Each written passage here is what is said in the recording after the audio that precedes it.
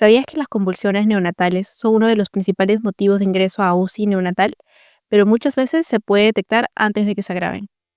Te desafío a descubrir cómo reaccionar si alguna vez te encuentras con esta situación y quédate hasta el final para conocer las claves para reconocer y actuar frente a las convulsiones neonatales y cómo una detección temprana puede cambiar el futuro de un bebé.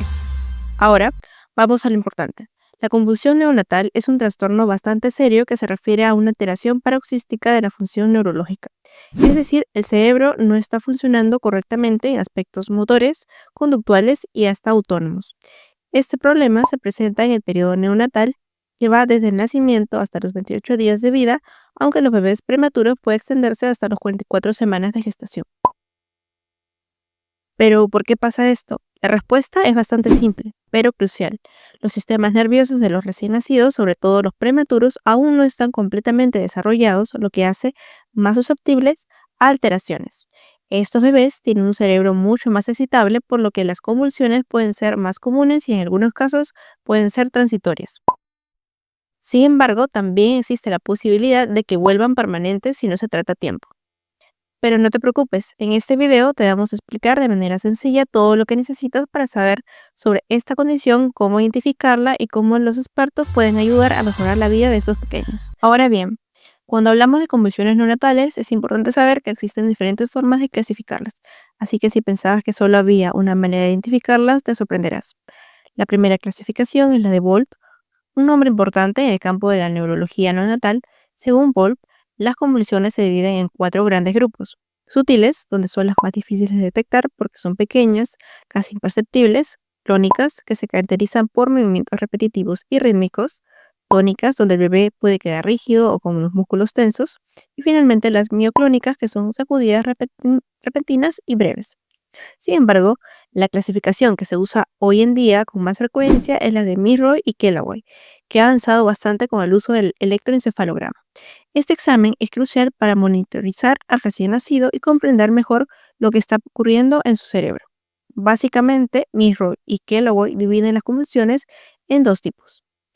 La crisis con evidencia clínica sin manifestaciones en el electroencefalograma, donde los médicos pueden observar signos físicos de convulsión, pero no se detecta nada anómalo en el cerebro al realizar el electroencefalograma. Y por otro lado están las crisis que se evidencian en el electroencefalograma, pero que no tienen clínica, ¿no? Donde las cuales no se ven signos evidentes en el cuerpo del bebé, pero en el electroencefalograma muestra alteraciones en la actividad cerebral. Sorprendente, ¿verdad? La tecnología como el electroencefalograma es una herramienta clave para los médicos en la identificación y tratamiento de esta condición. Ahora, ¿por qué ocurren estas convulsiones neonatales? Bueno, hay varios factores que pueden aumentarlas y quiero explicártelas de manera sencilla. Empecemos con los factores maternos. Madre mayor de 40 años, este es el factor más frecuente. A medida que las mujeres envejecen, el riesgo de complicaciones durante el embarazo aumenta.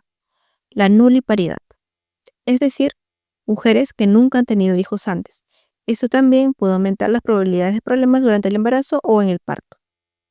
La diabetes gestacional o preexistente.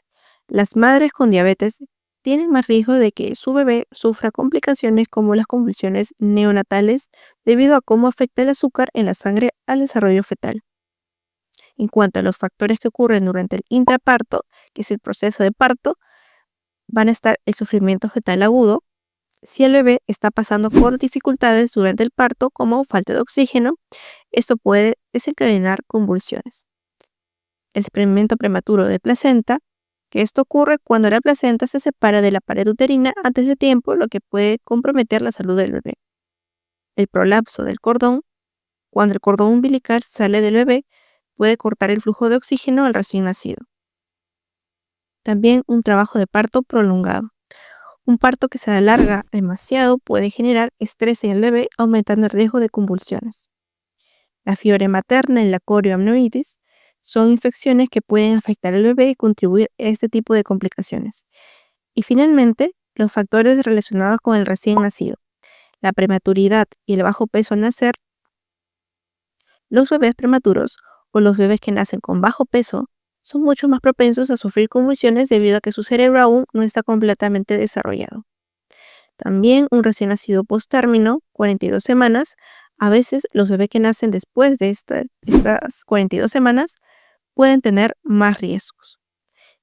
Y el ser de sexo masculino. Los bebés varones tienen una mayor probabilidad de presentar convulsiones neonatales que las niñas. Es importante entender que estos factores de riesgo no significa que el bebé necesariamente sufrirá de convulsiones, pero sí que pueden hacer que los médicos estén más atentos y tomen medidas preventivas para poder protegerlo. Antes de continuar, quiero saber, ¿tienes alguna duda hasta aquí? Déjamelo en los comentarios. Me encantaría responderte. Y si te está gustando el video, suscríbete al canal para más contenido como este, con todo lo que necesitas saber sobre salud y medicina. Ahora, sigamos con lo siguiente. Cuando hablamos de las causas más frecuentes de las convulsiones neonatales, debemos entender que estas varían según si el bebé nace a término o prematuro. En los recién nacidos a término, las principales causas son la encefalopatía hipóxica isquémica, que ocurre cuando el cerebro del bebé no recibe suficiente oxígeno durante el parto. Este es uno de los factores más comunes y puede llevar a problemas neurológicos serios, incluyendo convulsiones. En los recién nacidos prematuros, la situación cambia un poco. La hemorragia intracraneal es mucho más frecuente. Esto se refiere a sangrados en el cerebro, que son más comunes en los bebés nacidos antes de tiempo debido a la fragilidad de sus vasos sanguíneos. Además de estas, hay otras causas que también debemos tener en cuenta, como trastornos metabólicos, como desequilibrios en los niveles de azúcar, calcio, sodio en sangre, infecciones que afecten el cerebro o el sistema nervioso del bebé, como la meningitis o la encefalitis. Estas condiciones, aunque graves, pueden ser tratadas de manera más efectiva si se detectan a tiempo. Y es por eso que es tan importante que los médicos mantengan un monitoreo constante, especialmente en bebés prematuros o aquellos con factores de riesgo. ¿Sabías que las convulsiones pueden tener muchísimos orígenes diferentes? Quédate hasta el final, porque el último dato sobre este tema te sorprenderá. Empecemos por el origen central. Esto significa que la causa de las convulsiones está directamente relacionada con el cerebro.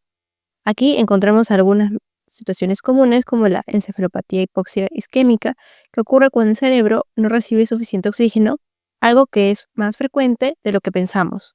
También puede ocurrir por hemorragias intracraneales, son sangrados dentro del cerebro, por malformaciones congénitas, los cuales son problemas en la formación del cerebro desde el nacimiento, o por infecciones como la encefalitis, la meningitis o enfermedades como la rubiola. En algunos casos, los tumores cerebrales o neoplasias también pueden provocar convulsiones. Pero las convulsiones no siempre vienen del cerebro. A veces el problema viene de todo el cuerpo, lo que se conoce como un origen sistémico. Por ejemplo, trastornos metabólicos o alteraciones en los niveles de ciertos minerales pueden generar convulsiones. Te suenan términos como hipoglucemia, que es el bajo nivel de azúcar en sangre, hipocalcemia, hiponatremia. Si alguna de estas sustancias en nuestro cuerpo baja demasiado, puede provocar que nuestro cerebro no funcione correctamente. Y aunque parezca raro, otras condiciones como la falta de piridoxina, que es una vitamina, o problemas en el equilibrio ácido-base del cuerpo, como la acidosis o la alcalosis, también pueden ser causantes. Además, tenemos las convulsiones de origen genético. Hay algunas que son familiares y, como su nombre indica, pueden ser hereditarias. Este tipo de convulsiones tienden a durar un poco tiempo y generalmente tienen un buen pronóstico. Se puede asociar a síndromes como la trisomía 13 o la trisomía 18, que son alteraciones cromosómicas que afectan el desarrollo de una persona. Por otro lado, existen otros factores que, aunque no son tan comunes, son igualmente importantes a la hora de entender las convulsiones. Por ejemplo, las intoxicaciones. Si algunas sustancias tóxicas como los insecticidas, ciertas pinturas o incluso algunas hierbas que se usan en remedios folclóricos, como el anís estrella, pueden desencadenar convulsiones. Por eso es tan importante tener cuidado con los que estamos usando. Otra causa puede ser la hipotermia o el frío extremo en los recién nacidos, o por el contrario, la hipertermia, que es la temperatura demasiado alta debido a una incubadora mal ajustada o exposición a calor excesivo. El cuidado adecuado de los bebés prematuros es clave para evitar estos problemas. Los síntomas son inespecíficos y difíciles de identificar por la inmadurez del sistema nervioso central.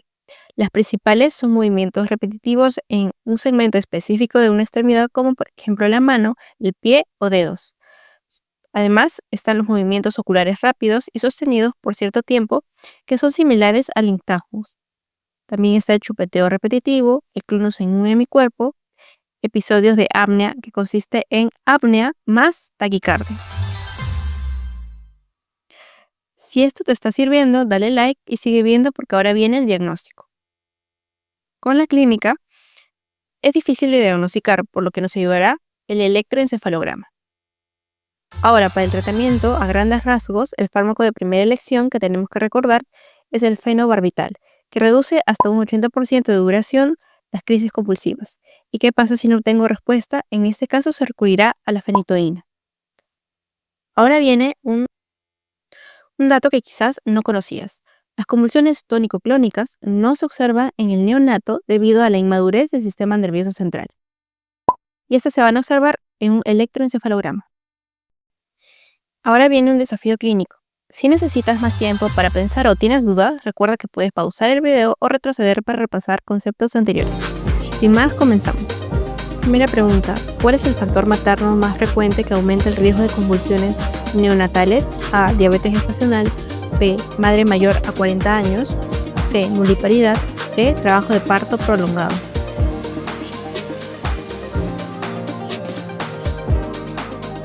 La respuesta correcta es la letra B. La edad materna avanzada es un factor de riesgo importante para complicaciones durante el embarazo. Siguiente pregunta: ¿qué tipo de convulsión tiene un origen directamente en el cerebro del bebé?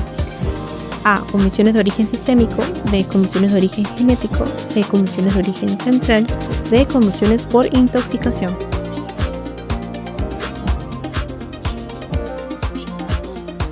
La respuesta es la letra C. Las convulsiones de origen central ocurren debido a causas directamente relacionadas con el cerebro, como la encefalopatía hipóxica isquémica, hemorragias intracraneales o malformaciones cerebrales. La otra pregunta: ¿cuáles de los siguientes factores no es una causa común de convulsiones neonatales de origen sistémico? A. Hipoglucemia. B. Hipocalcemia. C. Tumores cerebrales. D. Hiponatremia. La respuesta correcta es la letra C. Los tumores cerebrales están relacionados con convulsiones de origen central no sistémico. Los trastornos metabólicos como la hipoglucemia, hipocalcemia y hiponatremia son causas comunes de convulsiones de origen sistémico. La siguiente: ¿cuál es el medicamento de primera elección para el tratamiento de las convulsiones neonatales? A. Fenitoína. B. Ácido valproico. C. Fenobarbital. D. Lorazepam. La respuesta correcta es la letra C. El fenobarbital es un fármaco de primera elección para el tratamiento de convulsiones neonatales. Es conocido por su eficiencia en reducir la duración de la crisis hasta un 80%. Si no hay respuesta al fenobarbital, se considera el uso de fenitoína como alternativa. Ahora vamos con un caso clínico real. Una madre, María, de 42 años, dio a luz a Pedro a las 38 semanas. Durante el parto sufrió un prolapso de cordón, lo que causó sufrimiento fetal agudo, pero nació con bajo peso y a las 48 horas mostró movimientos repetitivos en su mano y movimientos oculares rápidos. Se le realizó un electroencefalograma, confirmó convulsiones neonatales. ¿Qué tipo de convulsión presenta Pedro? A. Origen genético. B. Origen central. C. Origen sistémico. D. Por intoxicación. La respuesta correcta es la letra B. La causa de las convulsiones de Pedro está relacionada con el cerebro debido al sufrimiento fetal y el prolapso de cordón. Si te ha gustado el video, no olvides darle like, compartirlo y suscribirte para más contenido como este. Y si te interesa saber más sobre temas de salud, te recomiendo que no te pierdas nuestro video sobre eritema infecciosa. Es un tema fascinante. Nos vemos en un próximo video.